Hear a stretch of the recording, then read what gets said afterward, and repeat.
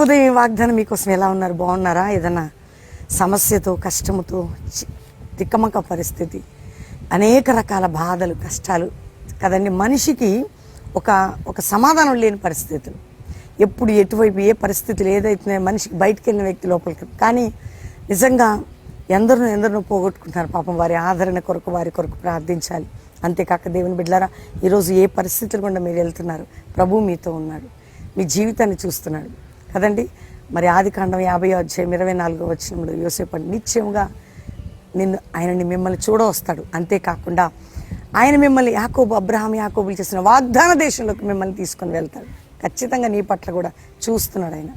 నీ దుఃఖ దినములు, నీ కష్ట దినములు, నీ బాధకరమైన పరిస్థితులు చూస్తున్నాడు. ఖచ్చితంగా నీకు ఆయన వాగ్దానం చేసింది నెరవేరుస్తాడు. ఏ విషయంలో కృంగిపోకు. మనసు అలసట సమాధానాన్ని పొందుటకు అలసిపోయి ఉన్నావా? దేవుడిస్తాడా అది.